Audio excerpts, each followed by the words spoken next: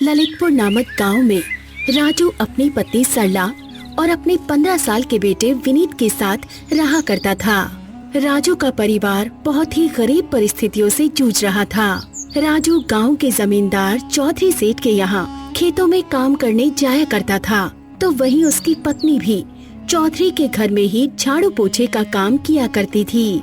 लेकिन इतनी मेहनत करने के बाद भी उनकी परिस्थितियां बहुत खराब थी, क्योंकि उनका मालिक बहुत ही कंजूस और खड़ूस था। साथ ही वो जिस घर में रहते थे वो घर घास फूस से बनी एक छोटी सी झोपड़ी थी, इसलिए वो अपने घर को लेकर भी बहुत परेशान रहा करते थे।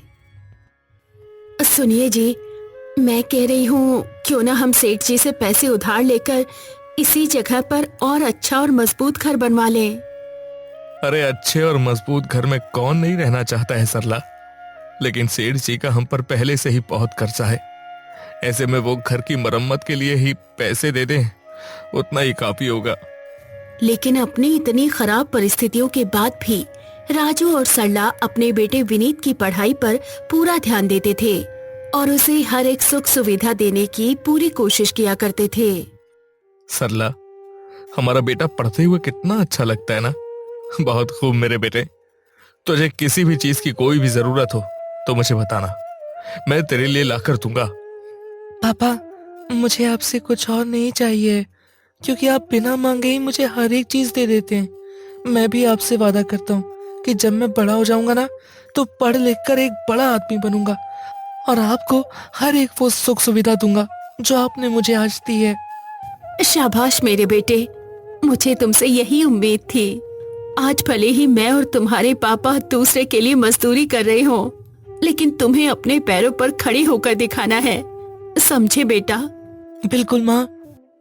सरला और राजू ने बड़ी उम्मीद के साथ पहले अपने बेटे को देखा और फिर एक दूसरे की ओर देखकर मुस्कुराए, क्योंकि भले ही उनकी जिंदगी में बहुत सी परेशानियां थी, लेकिन अपने इस छोटे से परिवार से वो सभी बहुत खुश थे। लेकिन उन्हें ये नहीं पता था कि ये खुशियाँ उनके लिए बस कुछ समय की ही मेहमान हैं। अगली सुबह जब वो सभी उठे तो उस दिन का मौसम बहुत ही ठंड से भरा हुआ था और बारिश होने की भी संभावना नजर आ रही थी। इसलिए पत्नी सरला ने राजू से कहा, सुनिए जी, आज बहुत ज्यादा ठंड है, आप बहुत ही संभाल कर खेतों में काम करिएगा और पानी से बचने की कोशिश कीजिएगा। खेतों में काम, वो भी पानी से बचते हुए? तुम भी अच्छा मजाक कर लेती हो सरला। अरे ठंड होगी, बरसात, हमें काम तो करना ही पड़ेगा ना। वैसे भी मौसम के हिसाब से तो यही लगता है कि बारिश भी हो सकती है, इसलिए हमें जल्द से जल्द अपनी इस झोपड़ी की मरम्मत भी करनी होगी, वरना बारिश के मौसम में हमारा घर भी गिर सकता है। नहीं नहीं जी, भगवान से प्रार्थना करिए कि कभी ऐसे दिन ना आए। हमारा घर भले ही छोटा है, पर हमें सहारा देने के लिए काफी है। पति पत्नी अपनी बात कर ही रहे होते हैं कि उतने में ही उनका बेटा विनीत भी अपने मम्मी पापा के पास आकर कहता है, पापा, आज रविवार है, आज तो स्कूल की भी छुट्टी है, तो फिर आप कहाँ जा रहे हैं? बेटा, रविवार की छुट्टी तो तुम बच्चों के लिए होती है, मम्मी पापा के लिए कोई छुट्टी नहीं होती। मैं तो खेतों में काम करने जा रहा हूँ और थोड़ी देर से तुम्हारी मम्मी भी सेठ जी के यहाँ पर काम करने के लिए चली जाएंगी। अच्छा। चौधरी सेठ के घर का काम करते हुए सरला उससे कहती है, सेठ जी, मुझे आपके यहाँ काम करते हुए कितने साल हो गए हैं, आप मेरी पगार कब बढ़ाएंगे? अरे बढ़ाई तो थी, अभी कुछ समय पहले ही तो बढ़ाई थी। 2 साल? उस बात को बीते पूरे 2 साल हो गए हैं सेठ जी। अरे बढ़ा दूंगा। यहाँ सुबह होती नहीं है कि तुम लोग बस पैसे मांगने शुरू कर देते हो। अभी चलो हटो, मुझे खेतों में जाना है। देखूं तो तुम्हारा कामचोर पति काम भी कर रहा है कि उसे भी सिर्फ मुफ्त की ही रोटियां चाहिए है। अपने पति के बारे में ऐसी बातें सुनकर सरला को बहुत गुस्सा आया, लेकिन वो कुछ कर भी नहीं सकती थी। अरे सेठ जी आ रहे हैं, चलो अच्छा हुआ वो खुद यहाँ आ गए। इसी बहाने मैं घर की मरम्मत के लिए उनसे कुछ पैसे भी मांग लेता हूँ। क्यों रे राजू, कैसा चल रहा है काम? काम तो बढ़िया चल रहा है सेठ जी, मेड़ काट दी है, फसलों को भी पानी दे दिया है मैंने, और अब बस पशुओं को चारा देने ही जा रहा था। बस इतना सुनने की देर थी कि चौधरी सेठ एकदम से राजू पर भड़क उठा। जा रहा था मतलब क्या है? अभी तक गया क्यों नहीं? अरे तेरी काम चोरी की वजह से क्या मेरे जानवर भूखे मरेंगे? तुरंत जा और मेरे प्यारे जानवरों को खाना डाल कर आ, समझा? जी ठीक है सेठ जी, मैं चाहता हूँ। राजू बहुत मेहनती था, लेकिन चौधरी सेठ जानबूझकर उसे डांट लगाने के बहाने ढूंढता रहता था। लेकिन अपनी आर्थिक परेशानियों के कारण बेचारा राजू ज्यादा कुछ विरोध भी नहीं कर पाता था। राजू जानवरों को खाना देकर वापस लौटा तो चौधरी सेठ अपनी कुर्सी में बैठकर आराम फरमा रहे थे। सेठ जी, अब सेठ जी, सेठ जी। राजू की आवाज से चौधरी सेठ ने झटपटाकर अपनी आंख खोली तो देखा कि राजू अपने गीले कपड़ों में कपकपाता हुआ खड़ा था। अरे क्या हुआ? इतने पास खड़ा होकर भी आवाज क्यों लगा रहा है? और तू कांप क्यों रहा है? अब सेठ जी, वो सुबह से इतनी ठंड में पानी में ही काम कर रहा हूँ ना, तो शायद ठंड लग गई है। अरे तुम लोगों को तो बस काम न करने का कोई ना कोई बहाना चाहिए। मैं भी तो यहीं बैठा हूँ, मुझे तो नहीं लग रही ठंड। सेठ जी, बारिश आने वाली है, घर की मरम्मत करानी थी, इसलिए कुछ पैसों की जरूरत थी। पैसों की बात सुनते ही चौधरी सेठ एक बार फिर से आग बबूला हो उठा। क्या कहा? पैसे चाहिए? अरे तुझ पर और तेरी पत्नी पर मेरा कितना उधार है, तुझे कुछ हिसाब भी है? और अभी कौन सी बारिश आने वाली है? अभी तो ठंड का मौसम चल रहा है, इसके बाद गर्मी का मौसम आएगा, उसके बाद ही तो बरसात आएगी ना। हैं? क्या बारात आने से पहले बहू ससुराल आ जाएगी? हैं?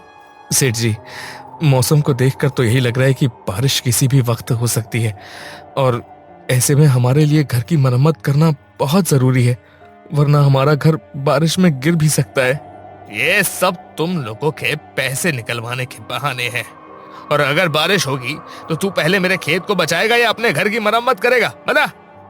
सेठ जी, आपके खेतों से ही मेरे घर की रोजी रोटी चलती है, इसलिए मैं आपके खेतों को ही पहले बचाऊंगा। ठीक है, तो फिर खेतों में ही ध्यान दे, और जब बारिश आएगी तब की तब देखेंगे। घर जाओ तो उनकी बीवी पैसे बढ़ाने को कहती है, यहाँ आओ तो इन साहब को भी पैसे चाहिए होते हैं। ये बेचारा चौधरी जाए तो जाए कहाँ? इतना कहकर चौधरी वहाँ से चला जाता है और उदास राजू दोबारा से खेतों में काम करने लगता है। लेकिन अब भी उसके मन में यही चल रहा था कि अगर कुछ नहीं किया गया तो बारिश में उनका क्या होगा। अरे आप तो बहुत भीगे हुए हैं जी, जल्दी से कपड़े बदल लीजिए वरना आपको ठंड लग जाएगी। राजू का उदास चेहरा देखकर सरला समझ चुकी थी कि चौधरी सेठ ने घर की मरम्मत के लिए पैसे नहीं दिए, लेकिन वो दोनों विनीत के सामने अपनी परिस्थितियों को नहीं रखना चाहते थे। इसीलिए दोनों ने एक दूसरे की ओर देखा, लेकिन कुछ भी नहीं कहा, और रात का खाना खाकर पूरा परिवार सो गया। और अचानक रात को वही हुआ जिसका सरला और राजू को डर था। तेज आंधियों के साथ अचानक से बहुत तेज बारिश भी शुरू हो गई। सरला, राजू और विनीत अचानक से उठे और घर की दीवारों को ढकने में लग गए। और अचानक से राजू ने भागते हुए विनीत से कहा, बेटा अपनी मम्मी के साथ घर का ख्याल रखना। अरे लेकिन आप कहाँ चले? अरे मैं तो खेतों में जा रहा हूँ, फसल को कोई नुकसान ना हो जाए कहीं। सारी रात राजू चौधरी सेठ के खेतों को और सरला और विनीत अपने घर को बचाने में लगे रहे। जैसे तैसे बारिश बंद हुई तो राजू की मेहनत रंग लाई और चौधरी सेठ की फसलें बर्बाद होने से बच गई। लेकिन सरला और विनीत अपने घर को नहीं बचा पाए। उनके घर को इस बारिश से बहुत ज्यादा नुकसान हुआ। राजू जब खेतों से वापस लौटा तो देखा कि उसकी पत्नी घर के बाहर बैठी रो रही थी। रो मत सरला, हम जल्द ही सब कुछ ठीक कर लेंगे। आप जाकर सबसे पहले कपड़े बदल लीजिए वरना आपकी हालत और बिगड़ जाएगी। राजू कपड़े बदलकर अपनी टूटी हुई झोपड़ी में ही सो जाता है। लेकिन जब शाम को सरला उसे उठाने की कोशिश करती है तो उसे पता चलता है कि ठंड लगने के कारण राजू सरला और विनीत को छोड़कर इस दुनिया से ही जा चुका है। राजू के जाने के बाद से सरला और विनीत की दुनिया पूरी तरह से तबाह हो चुकी थी। उनके हंसते खेलते परिवार पर दुखों का पहाड़ टूट पड़ा था। अभी राजू को गुजरे ठीक से महीना भर भी नहीं हुआ था कि चौधरी सेठ सरला के घर आकर कहता है, देख सरला, मुझे पता है कि तू इस वक्त बहुत दुख में है, लेकिन काम तो करना ही पड़ेगा ना। तो बिना किसी बहाने के कल से काम करने के लिए आ जाना, क्योंकि अब अपने पति का कर्ज भी तुझे ही चुकाना है। इतना कहकर चौधरी सेठ वहाँ से चला जाता है। लेकिन पास खड़ा विनीत ये सब कुछ सुन रहा था और अब वो सारी चीजें समझ भी रहा था। माँ, अब तो पापा भी नहीं रहे, कि अब से मैं भी काम में आपका हाथ बटाऊं? तू परेशान मत हो बेटा, तेरे पापा भले हमें छोड़कर चले गए हैं, लेकिन तेरी माँ अभी भी जिंदा है। मुझे दिन में 18 घंटे काम करना पड़े या 24 घंटे, मैं तुझे पढ़ाऊंगी।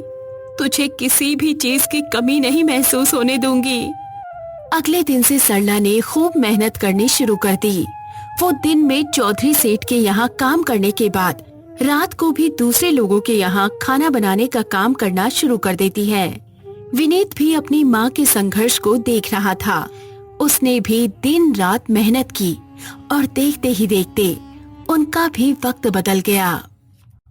अपने माता पिता के संघर्षों और कड़ी मेहनत के बाद आज विनीत अपने ही जिले का अपर कलेक्टर बनकर अपने घर वापस लौटा था। अपने सामने अपने अफसर बेटे को देखकर सरला रोते हुए अपने बेटे को गले लगा लेती है। साहब, गांव के चौधरी सेठ जी ने मुझसे कई महीनों तक काम करवाया, लेकिन मेरे पैसे देने का नाम नहीं ले रहे हैं। आप परेशान मत होइए, कानून सबके लिए समान है।